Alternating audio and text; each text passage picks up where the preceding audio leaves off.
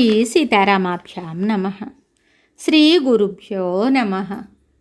శ్రీమద్ వాల్మీకి రామాయణము అయోధ్యాకాండము 52వ సర్గము. శ్రీరాముని సూచనపై గుహుడు నావను సిద్ధము చేయించుట. తరువాత రఘువరుడు సుమంత్రునకు నచ్చజెప్పి అతనిని వీడ్కొనుట. వారు నావను ఎక్కి గంగను దాటునప్పుడు సీతాదేవి గంగను పూజించుట. వారు ఆవలి తీరమునకు చేరి వత్సదేశమున ప్రవేశించుట. అయోధ్యకు మరలి వెళ్ళుము అంటూ శ్రీరాముడు పలికిన మాటలను పూర్తిగా వినినంతనే సుమంత్రుడు మిక్కిలి దిగులుపడ్డాడు. తరువాత శ్రీరామునిపై గల ప్రేమాతిశయముచే అతడు ఇలా అంటున్నాడు: రామా, నీ మీది చనువు కొద్దీ ఇప్పుడు నీతో పలుకుచున్న మాటలలో నమ్రత లోపించినను, లోక మర్యాదకు భంగము ఏర్పడినను నేను నీ భక్తుడనుగాన ఆ దృష్టితో నన్ను క్షమింపుము.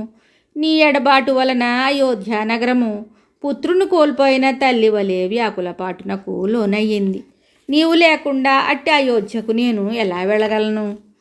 అచ్చటి నుండి బయలుదేరి వచ్చినప్పుడు అయోధ్యాపురవాసులు శ్రీరామునితో శోభిల్లుచున్న ఈ రథాన్ని చూశారు. నేనొక్కడనే మరలి వెళ్ళినచో నీవు లేని ఈ రథాన్ని చూసి ఆ ప్రజల గుండెలు పగులుతాయి. శ్రీరాముడు లేకుండా ఒక్క సారథితో మాత్రమే కూడి ఉన్న ఈ శూన్యరథాన్ని చూసి రణరంగమున నాయకుని కోల్పోయిన సైన్యము వలె అయోధ్య నగరము దిక్కులేనిదై దైన్యానికి లోనవుతుంది.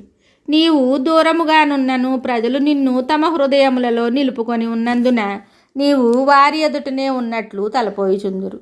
వారు ఎల్లప్పుడూ నీ ధ్యాసలోనే ఉందురు, కాన వారికి ఆకలి దప్పులే పట్టవు. ఓ రామా, నీవు వనవాసమునకు బయలుదేరినప్పుడు నీ ఎడబాటునకు తట్టుకోలేక ప్రజలు వ్యాకుల చిత్తులై పడిన క్షోభను నీవు చూసి ఉన్నావు కదా. నీవు లేకుండా నేనొక్కడనే రథముతో మరలి వెళ్ళినచో ప్రజలు దానిని చూసి నాడు నీ వన ప్రయాణ సమయమున చేసిన ఆర్తనాదముల కంటెను నేడు 100 రెట్లుగా హాహాకారములు చేస్తారు. ఓ దేవి, నీ కుమారుని మేనమామ ఇంటికి తీసుకుని వెళ్ళాను, సంతాపాన్ని వీడుము అని నీ తల్లి అయిన కౌసల్యాదేవితో నేను చెప్పుదునా?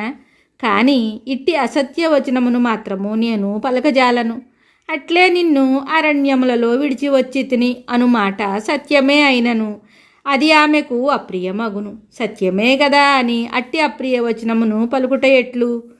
నా అదుపులోనున్న ఈ ఉత్తమాశ్వములు నీవు గాని, నీ ఆత్మీయులైన సీతాలక్ష్మణులు గాని, నీ వంశజులు గాని రథమునందు ఉన్నప్పుడే దానిని లాగును.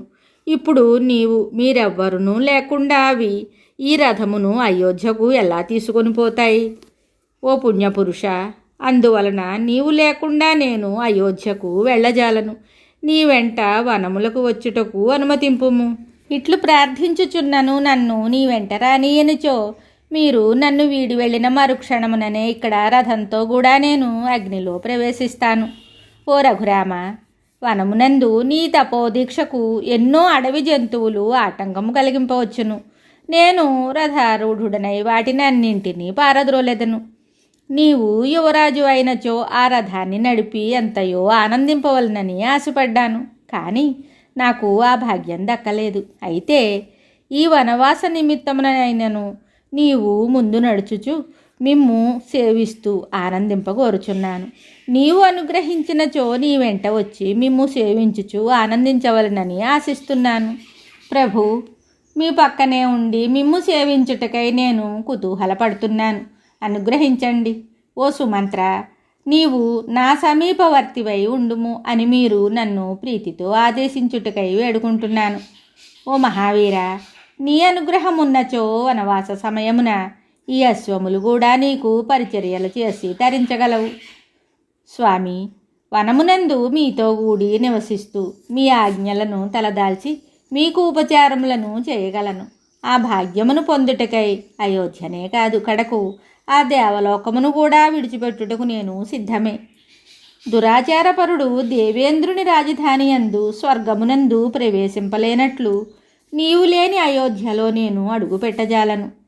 స్వామి, వనవాస దీక్ష ముగియగానే ఈ రథము మీదనే నిన్ను అయోధ్య నగరమునకు తీసుకుని వెళ్ళవలనని నా అభిలాష. వనవాసమున నేను నీ వెంట ఉన్నచో 14 సంవత్సరములను క్షణముల వలె క్షణంలో గడిచిపోతాయి. లేనిచో దుఃఖభారం వలన ఆ 14 సంవత్సరముల కాలమే 1400 సంవత్సరముల కాలంగా బరువైపోతుంది. ఓ భక్తవత్సల, నీవు మా మహారాజు గారి కుమారుడవు. వనవాసమున నిన్ను సేవిస్తూ నీ వెంట ఉండువాడను. నేను నీ భక్తుడను, భృత్యుడను, సేవాధర్మమును నడుపుచుండువాడను. కనుక నీవు నన్ను విడిచి వెళ్ళవద్దు. దయతో నన్ను నీ వెంట రానిమ్ము. ఇట్లు సుమంత్రుడు పదే పదే పరిపరి విధముల వేడుకొనుచుండగా సహజముగా భృత్యులను కనికరించడు శ్రీరాముడు అతనితోటి ఇలా అంటున్నాడు. ఓ ప్రభు సేవాపరాయణ, నాపై నీకు గల సాటిలేని భక్తిని నేను ఎరుగుదును. అయితే నిన్ను అయోధ్యకు పంపుటలో గల కారణములను తెలిపెదను వినుము. ఓ సుమంత్ర, నీవు ఒక్కడవే అయోధ్యకు వెళ్ళినచో నిన్ను చూసి నాకు పినతల్లి అయిన కైకేయి నిజముగానే శ్రీరాముడు వనములకు చేరాడు అని పూర్తిగా నమ్ముతుంది. నేను వనములకు చేరినందులకు ఆ దేవి మిగుల పొంగిపోతుంది. అంతేకాక ధర్మాత్ముడైన మహారాజు మిథ్యావాది కాడని గ్రహిస్తుంది, సత్యసంధుడని తెలుసుకుంటుంది. నాకు చిన్నమ్మాయి అయిన కైకేయి తన పుత్రుడైన భరతుని పాలనలో సురక్షితముగానున్న ఆ విశాల రాజ్యముపై తన అధికారమును నెరపుతుంది. నిన్ను అయోధ్యకు పంపుటలో నా ప్రధాన లక్ష్యము ఇదియే.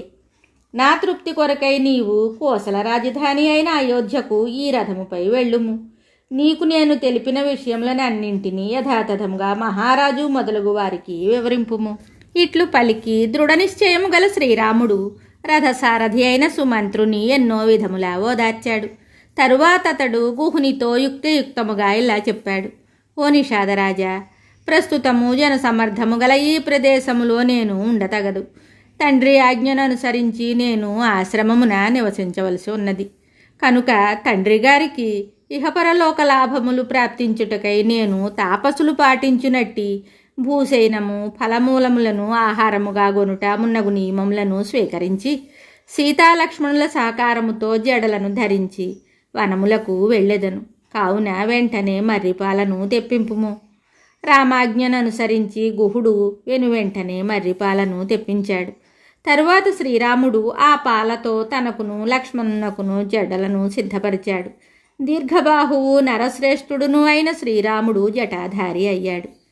అంతటా అన్నదమ్ములైన ఆ రామలక్ష్మణులు నారచీరలను జడలను ధరించిన వారై ఋషుల వలె శోభిల్లారు.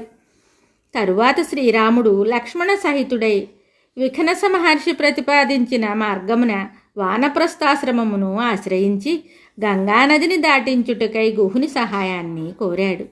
ఓ నిషాదరాజా, చతురంగ బలములు, కోశాగారము, దుర్గము, దేశము అను ఈ అన్నింటి రక్షణమున జాగరూకుడువై ఉండుము. రాజ్యమును పరిరక్షించుకొనుట మిక్కిలి కష్టసాధ్యమైన విషయము సుమా. తరువాత ఇక్ష్వాకు వంశజుడైన శ్రీరాముడు గుహుని వీడుకొని సీతాలక్ష్మణులతో గూడి ఎట్టి వ్యాకులపాటు లేకుండా వెంటనే బయలుదేరాడు.